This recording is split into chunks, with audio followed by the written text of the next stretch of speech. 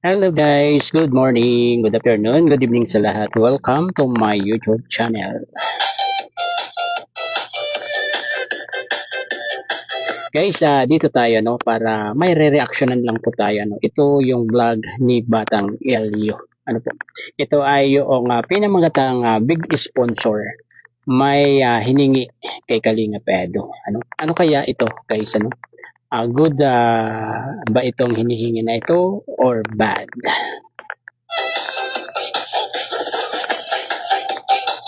Pero bago po ang lahat, pakisuportahan po muna ang ama ng Kalingap, Kuya Val Santos Matubang, Ate Eda Vlogs at Kalingap Rab. At ganun din, ito nga may-ari ng video na ating re-reactionan. Although, boses lang ni Batang Elio, ano po yung ating maririnig dito, pero credit na rin po ito sa kanya. Ano po, dahil kanyang video itong aking napanood na to.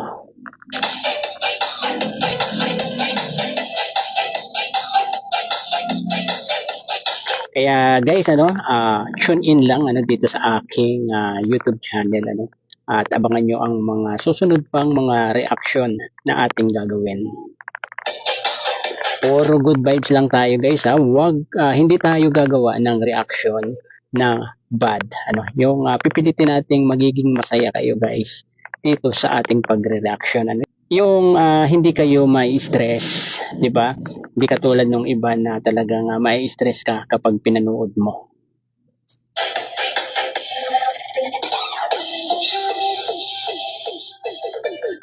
Ayun guys, mag-start na po tayo, no?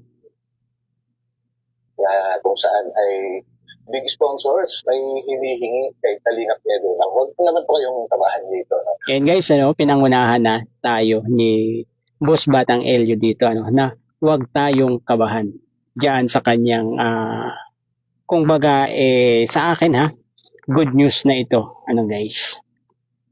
Okay lang po ito. And of course, hindi lang yun ang pag-uusapan natin. Dahil yung sponsor na napatawag sa akin, direct. Ayun, may sponsor na tumawag kay Batang Elio. Tumawag sa kanya direct. So, grabe guys, no? Pinagkakatiwalaan ng mga sponsor si Batang Elio, kaya siya yung kinuntak nitong mga to, guys. Nitong isang umaga, kahapon, ng madaling araw, ay medyo napahaba po kasi yung kwentuhan guys, kaya meron na rin po siyang So, grabe guys. Grabe guys, no? Marami sigurong napagkwentuhan itong sponsor na ito, no? Saka si Lods Batang Elio kasi napahaba daw yung kanilang kwentuhan. So, ayun, sure na ako dito na good itong kanilang napagkwentuhan na ito, guys. Ichinika na iba na parang may gustong pumigil nga daw sa pabahay ni Kalinga Pedro po, ano? Nako po, ito na. Ito na yung mga sinasabi na mga inggit, guys. Itong mga pumipigil na ito sa babahay ni Kalingap Edo kay Early, At bakit naman nila gagawin yan? Guys, hindi naman sila yung gagastos, hindi naman sila yung magbibigay ng pampagawa ng bahay ni Early. Oh, bakit sila tututol? Bakit sila hahadlang dito? Bakit? Anong katwiran nila, Anong dahilan nila kung bakit nila pipigilan itong pabahay kay Early, di ba? Kay Early. Pero bago yan, siyempre, ay maya-maya may papanoorin po tayo na ating short clip. And guys, hindi na natin yan papanoorin, yung short clip ni Batang Elio na yan, Focus po tayo, dun sa usapan ni Batang Elio at nung sponsor, Aalamin natin kung ano bang napag-usapan nila, Itong ipapakita naman ni Boss Elio na short clip. Ito po yung siguro ito yung dahilan kung bakit kinontak ng mga sponsor itong si Batang Elio. Po. So, didiretso na po tayo kung ano pa talaga yung napag-usapan nila nung sponsor. Po? Saan ay, I'm sure, ay napanood ko ng sponsor na yun, kaya siya tumawag sa akin, para siguro i-explain or magbigay ng kanyang saloobin tungkol dito nga po, dahil nabanggit ni Kalinga Pedro dito na parang 30% pa lang yung kanyang hawak na budget para sa babae ni Early, para kay Yes. Siguro nga no, ito yung naging dahilan kung bakit napatawag itong sponsor na to dito kay Batang Elio Si Batang Elio yung kanyang pinagkatiwalaan na reactor, guys. Early, and ito nga ay medyo alanganin pa ng umpisahan at nakakatuwa itong malalaman po natin mismo dito sa sponsor. Ayun guys, di ba? Nakakatuwa daw yung malalaman natin dito sa sponsor na ito, di ba? So, good news nga ito guys, kapareho rin nung good news siguro ni Ma'am Ka-Foodie, di ba? Na ito. And of course, bago tayo magtuloy-tuloy guys, ay huwag po natin kalimutan suportahan palagi ang buong Team Kalingap sa pangunguna po yan. Yes, suportahan po natin Kuya Val Santos Matubang, Ate Edna Vlogs at Kalinga Proud. At suportahan na rin natin si Batang Elio at si Kalingap Edo at ang mga charity vlogger ng Kalingap. At karon din yung lahat ng mga legit na reactor ng Kalingap. Paki-support po, no? Guys, siguro ay dahil may nabanggit ako dyan na mahirap magbabahay kung wala makikipagtulungan ng mga sponsors, at yan po siguro ang dahilan kung bakit ako pinontak ng isa.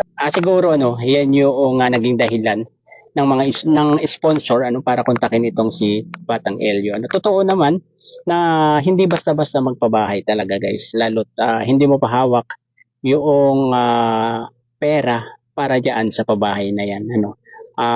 Sabi nga ni Kalinga Pedro diyan nasa 30% pa lang. So mahirap talagang simulan yung pabahay kung 30% pa lang siguro yung nasa kanya. Siguro pwedeng simulan yan siguro mga 50% na noong pera na gagastusin dyan sa bahay na yan. Siguro pwede nang magsimula. Guys? So, ay nasa kanya ay 30% pa lang. Kaya hindi pa siguro pinasisimulan ni Kalinga Pedro. Diba?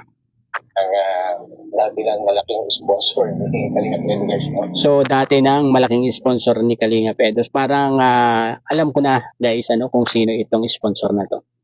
Dati pa, ibig sabihin, matagal ng sponsor ni Kalingap Edo ito, di ba?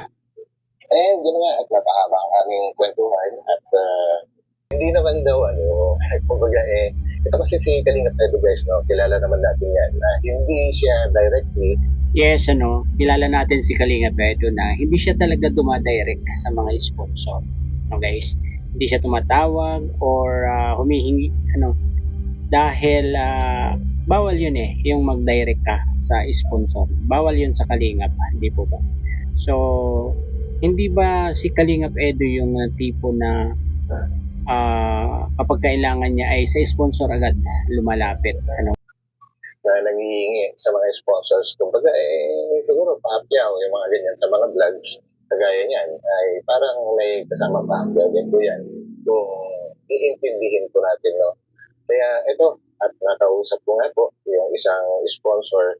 So, isa lang pala, Isa lang yung naging kausap ni Batang Elio. Siguro kilala na rin natin yan, Sabi nga ni Batang Elio kanina, dati pa. So, ibig sabihin, matagal ng sponsor ito ni Kalingap Edo na talagang kinontak siya, si Batang Elio. Siguro nga, napanood niya yung ating reaction. At ang sabi nga niya ay talagang hindi siya kinukontak ni Kalingap Edo. And of course, sila nga daw. Hindi lang siya, guys, hindi lang siya. Kundi, so, ibig sabihin ay marami, Marami palang tutulong kay Kalingap Edo. Diyan sa pabahay kay Early. Guys?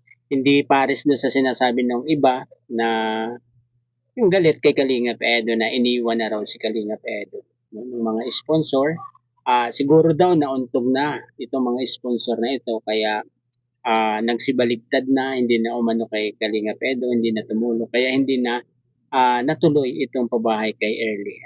So, mga fake news pala naman itong mga sinasabi nitong mga against kay Kalingap Edo na ito. Guys? Sila, marami pala sila guys, na naghihintay lang, naghihintay lang ng kumbaga ng go signal or magsasabi lang si Kalingap Edo at anytime sila ay handang-handa na tumulong pa, especially dito sa sa pabahay niya kay Early, no? And ang sabi nga po ng sponsor na ito guys ay, ito yung ano ba yung hinihingi? So yan, nasa thumbnail. Ito na guys yung nasa thumbnail ni Batang Elio, yung sponsor, may hinihingi kay Kalingap Edo. Ano ba to guys? Ano ba tong hinihingi na ito kay Kalingap Edo? Ito po. Hindi ko natin yan. May hinihingi ang sponsor kay Kalingap Edu. So yan, siguro ay nakausap na yan. Dahil may hinihingi na nga po siya. Hinihingi ng sponsor guys ang ang kwenta. Kumbaga, estimate na... So, ayun, sure na ito, guys. Dahil, yung estimate na, nung pabahay ni Early, yung hinihingi nitong sponsor na ito. So, ibig sabihin, talagang desidido sila na pagawa ng bahay, itong si Early. ng buo na pabahay para kay Early. Take note, buo. Kumbaga, Ayun, ibig sabihin, kapag na-estimate yan o naalaman na ni Kalingap Edo kung magkano lahat-lahat yung magagastos, siguro, ipapadala na yan kay Kalingap Edo. Ibibigay na yan. Hindi man lahat, pero malaking porsyento na siguro yung ibibigay kay Kalingap Edo. No, hindi lang 30% lang ang na kay Kalingap Edo. So, kailangan pa ng 70% pala para masimulan na yan para magdire-diretso hanggang sa matapos yung pabahay kay Early. So okay na rin yun yung pagkaka-vlog ni Kalingap Edo na yun dahil nalaman ng mga sponsor na 30% pala pa lang yung na kay Kalingap Edo, at hindi ko lang natanong guys kung hanggang finishing ba ito or hanggang maitayo lang. Yung kumbaga crafting, yung kompleto na, may wall, may bubong, may kumbaga hindi ko lang sure kung palitada, pintura, or lahat-lahat ay hindi ko lang sure yun. Basta ang sabi niya ay maitayo ng buo yung bahay. So, yun lang guys para sigurado tayo nililinaw ko lang. So yun kung okay namang tirahan na siya, bakit naman unti-untiin na yung iba kung hindi man nila maipul yung gagastusin doon yung pang finishing. So pwede naman na sigurong tirahan yung bahay na yun. So ibig sabihin mas okay nang nandun siguro sina Erde kaysa doon sa bahay nila ngayon na parang barong-barong lang. Parang dampa lang guys. Kung makikita nyo yung tinitirhan nitong sina Early, di ba? And hinihingi nga niya yung estimate ng budget at kahit anong oras. Guys, pagka naibigay ni Kalingap Edu yung estimate, ay nako. Actually, dalawa sila na sponsor na dati ng yun, di ba? Kilala natin yan guys kung sino sila, ng dalawang sponsor na yan. Pero isa lang yung naging kausap nitong si Batang Elio na guys. Suporta, no? Isang lalaki, isang babae to. Yan. Handa sila na paumpisahan ka agad anytime. So, anytime. Basta may submit lang ni Kalingap Edu yung total budget. Yun, ayun guys, di ba? Tuloy na talaga itong pabahay kay Early. Ang iniintay na lang ng mga sponsor ay yung estimate na gagastusin dito sa bahay na ito. At ayun, ora-orada talaga ay ibibigay nila yung pera na panggawa diyan sa bahay ni Early.